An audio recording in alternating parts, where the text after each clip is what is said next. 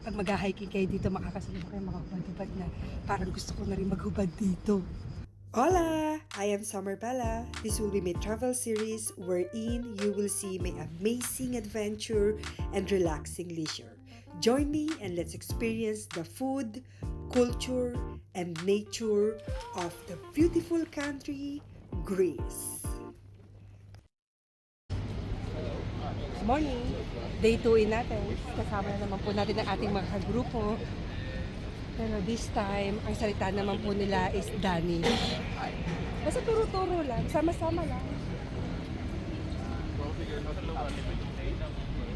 So we are here now at Little Cook. Dito sa Little Cook Athens, yung design ng mga restaurant nila is napapanahon.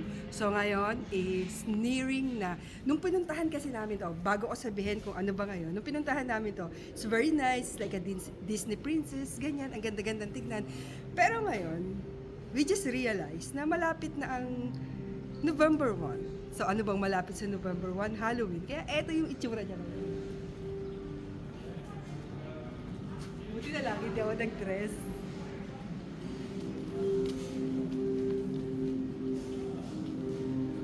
Ang galing, oh, pati yung mga design nila.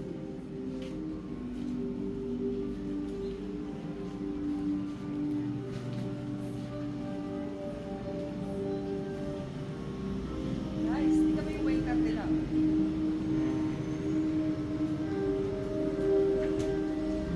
Ano talaga yun nila, pinag-effortan talaga nila. Kasi kung makikita nyo, halos lahat talaga is hand-inspired. Tingnan mo no, inaantok na. Ah, ah.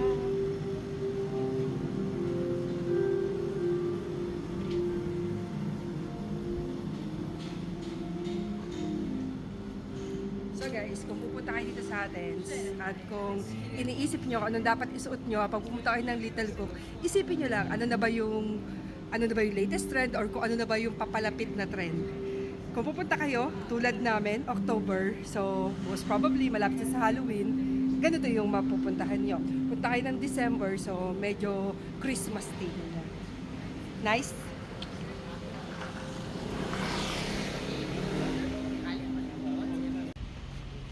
Tadi yun, yung simbahan na yun. Paki-zoom mo nga. Zoom. Zoom. Yan. Diyan kami sisimba.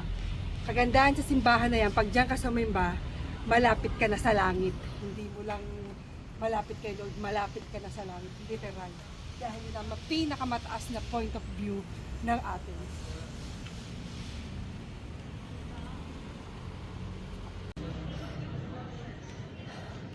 Init. Napuntahan lang natin ang hindi patutok. Pero yan, cable yan, car yan, papunta dun sa taas.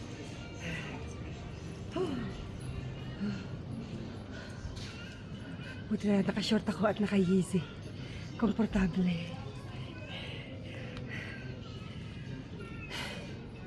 We are here now at cable car. Kita nyo naman, punuan. Pero kami ay nasa pinakaunahan. So akala namin maganda yung view. Ganito lang pala. Akala namin makikita namin kung ano yung nilakad namin kanina. So, kaya pala siya.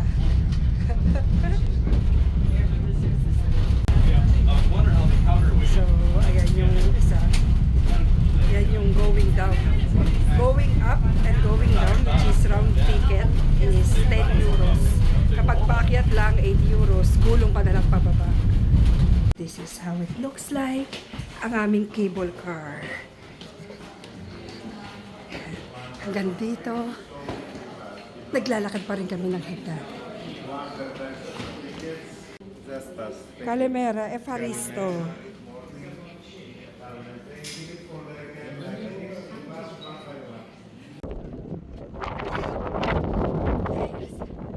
Pinakamataas na point ng Athens. Tayo kanina, doon tayo naglakad.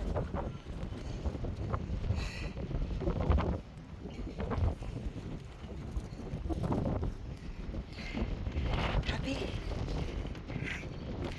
birthday.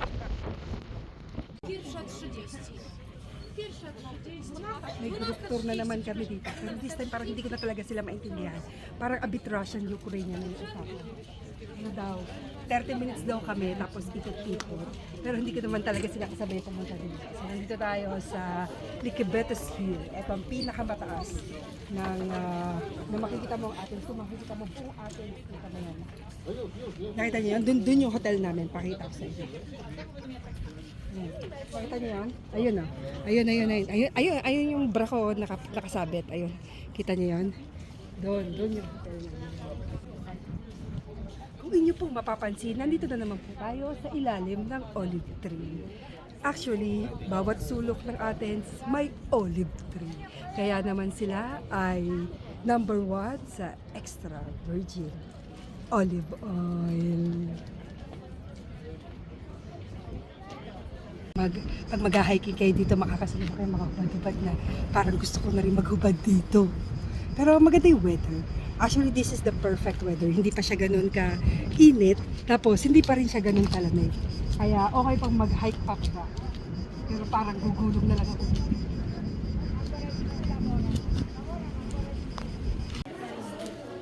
Efaristo. Παρακαλώ, πετύχε. Thank you.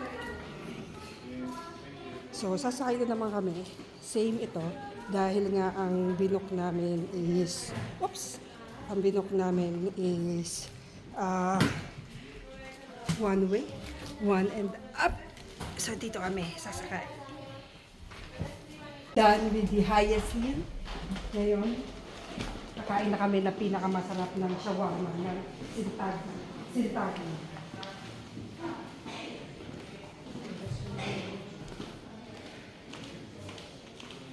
Pre-workout pala to. Yung inakyat ko kanina, ibababain ko naman ngayon. And this. Efaristo. Bye-bye. So,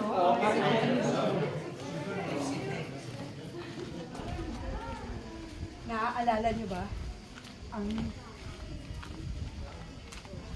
Ako hindi ko na naaalala. Pero, aalalahanin ko rin. Nakikita niyo ba ang hagdan na ito? Ay. Ayan. Ayan na naman ang lalakarin natin. Sila pagod na. Ako, iniisip ko palang pagod na ako. Sa Divisoria, lalakad-lakad. Makikita niyo po yung sili dito, iba't ibang kulay. Oh. Iba't ibang kulay.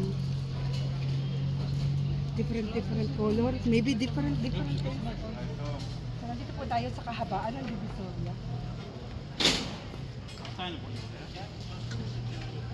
Iba-iba yung pag ano. Ay, bili ko kaya ng ng halaman ninang ko. Sili. Bati kami yung mga cheese. Yung mga nuts. Cheese. Very nice. Ayan. Babaybayan lang namin tong Divisoria. Baka dito na din kami kakain. Iba't ibang klase ng olives. Yan na yung bunga ng mga olive tree nila.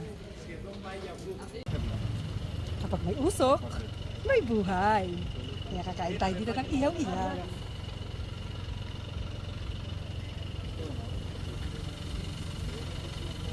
This is pork or chicken? Pork. Ganito yung version nila dito ng karinderya. Parang gourmet pa rin.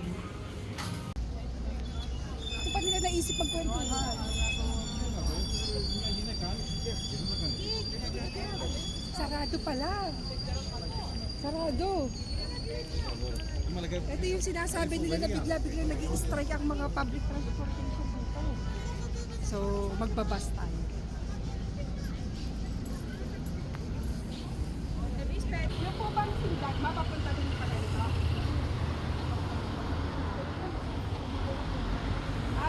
Sintag ka ba kita, no? Oo, malapit.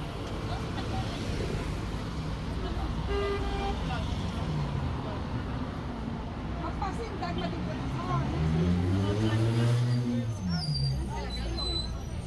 Sa 235 na lang tayo. Parang ate, sa akin nagtatanong, basta nga lang dito. Ito siya nga, dito na. Hi guys, kung mapapansin nyo, napakadaming sumasakay ng bus ngayon. Kasi sabi ko nga kanina, sarado yung metro dahil dun sa strike. Pero hindi pala siya dahil sa strike. May aksidenteng nangyari, may nahulog dun sa metro, so namatay. Kaya isinara muna nila temporary yung metro. Kung makikita nyo, ang dami talagang tao naglalakad doon. Kasi lahat sila gumagamit ng either bus or taxi. Kaya ang dami ding taxi talaga.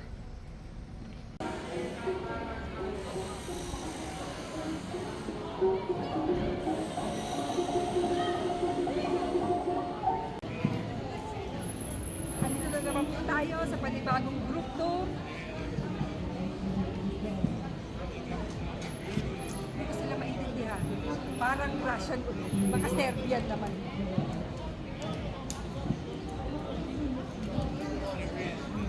Sabi niya, ano daw, dito daw na pwede kang bumili ng mais. At ayun daw yung mais. Alam niyo ang kagandahan dito sa Greece. Lagi silang may pa-live band. Tulad niyan. Pang-anim na kanta na namin dito. When I compliment her, she won't believe me. It's so just the way you are. Hello. So, can I have gyros pork and then wrap and then pork souvlaki platter? And then one homemade meat the Greek sauce. You want something to drink? Water please. Still water. The big one, yeah. I only have small ones. You want two? Okay, sure. Thank Or you. one water, one Coca-Cola Zero. Thank you. Walang pakis dito. Doon sa kabila, sa may plaka, may pakis. Dito wala. Well, anyway, dito tayo sa Meet the Greek. Isa to sa mga nasa top 10 na souvlaki and gyros dito sa Athens. Pero walang pakis dito. Matuloy. Umuulan na po dito sa Athens. Pero the vlog is going on. Last bite of pork gyros. Ikaw yung gyros dito, hindi siya nakakaumay. Parang kada kinakain mo siya, napapasabi ka, I want more, I want more. Ito yung souvlaki nila. Ang simple lang ng pagkakagrill ng souvlaki nila, pero sobrang juicy. Actually, hindi nga siya masos tulad sa Pilipinas. Pero ito, sobrang juicy.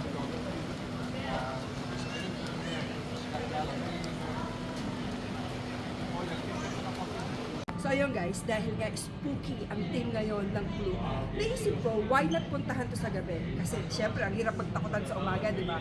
So pakikita ko sa inyo kung ano itsura niya ng gabi. Bakit yung mga waitress, parang hindi, yung mga waiter, parang hindi naman mukhang spooky. Mga gwapo pa rin.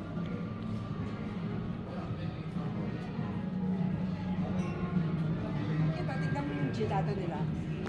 Halloween theme pa rin.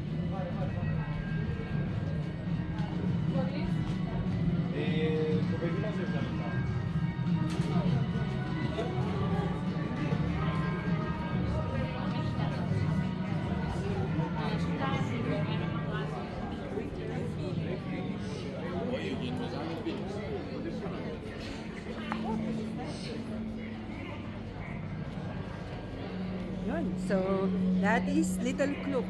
Nagpapalit sila every season. From time to time, nag-iiba-iba yung design nila. So ngayon, dahil nga Halloween, ito yung design nila. Must try in Athens.